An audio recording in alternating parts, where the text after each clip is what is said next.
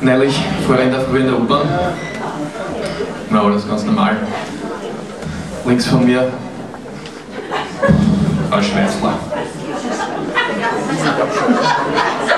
Rechts einer mit den Stoppen im Schädel. Hützen, hützen, hützen, hützen, hützen, hützen, hützen.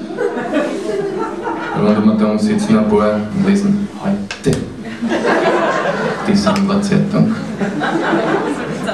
Ein paar trinken einen Kaffee. Einer Bresel mit einem Brioche-Kipferl am Dumm. Ist nicht im Kaffeehaus, macht man nicht in der U-Bahn. Aber da, inmitten der ganzen Tristesse, der Lichtblick. Da sitzt sie und telefoniert. Laut, ungeniert, in sich ruhend. Ja, ich bin in der U-Bahn! Königsklasse. Smartphone, Flatrate. Und dann ist eine längere Erklärung und Erzählung gekommen von ihren Erlebnissen, die sie in den letzten Tagen gehabt hat. Vom Fernsehprogramm bis zum Frauenarztbesuch. Nein, ich erspare euch die Details. Aber jedenfalls, da habe ich mich spontan verliebt.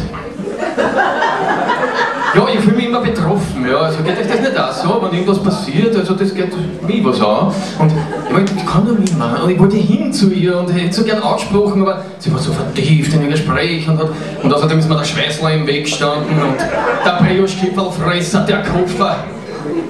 So bin ich zugekommen und dann ist alles ganz schnell gegangen, der Zug war plötzlich in der Endstelle, alle Leute sind ausgestiegen, nur sie hat gar nicht für mich ganz vertieft in ihr Gespräch. Und die Türen sind zugegangen. Sie ist mit dem Zug in den Tunnel reingefahren. Ich weiß nicht, ob sie es dort jemals wieder ausgelassen haben. Aber jedenfalls für mich war es Anlass genug, ein Liebeslied zu schreiben. Und dieses Liebeslied heißt Handyvibe. Und das spiele ich jetzt vor.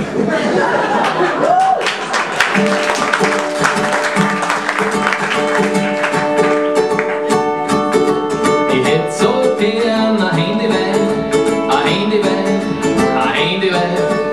Eine, die am Handy bückt. Immer und zu jeder Zeit. Weil wenn wir in den Öffis fahren, ruft sie lauthals ihre Mutter an, sodass mir im Gedränge dann nicht verloren gehen kann. Ich hätte so gern ein Handyvibe, ein Handyvibe, ein Handyvibe. Eine, die am Handy bückt, immer und zu jeder Zeit. Und wenn wir dann zu Hause sind, ruft sie ihren Psychiater an, sodass ich mir in Ruhe dann das Fußballmatch anschauen kann. Ich hätte so gern ein Handyvibe, ein Handyvibe, ein Handyvibe. Eine, die am Handy blickt, immer und zu jeder Zeit. Wenn wir uns lieben, dann und wann, ruft sie ihre Freundin an, sodass wir dann ein Lieberschwan zu dritt eine Gaude haben. Ich hätte so gern ein Handyvibe, ein Handyvibe, ein Handyvibe. Eine, die am Handy blickt, immer und zu jeder Zeit. Ich bin ein sehr flexibler Mann und geh mir sicher nicht den Hahn. Fang bei der Telekom zum Hackeln an, weil so verdiene ich auch noch dran.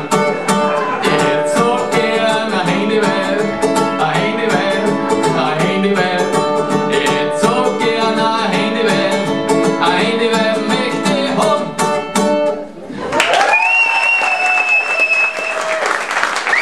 So, super. Und weil euch das jetzt so gefallen hat, jetzt probieren wir das miteinander. Pass auf. Ich singe euch einmal vor, was ihr singen müsst. Und jetzt machen wir Mutproben. Weib und Mandel. Dann zuerst sich die Männer. Ich singe euch einmal vor, ja? Ich hätte so gern ein Handyvibe, ein Handyvibe, ein Handyvibe. Ich hätte so gern ein Handyvibe, ein Handyvibe möchte ich haben. Nur die Männer, alle Buben. Achtung, 1, 2, 3 und ich hätte so gern ein Handyvibe, ein Handyvibe, ein Handyvibe. Ich hätte so gern ein Handyvibe, ein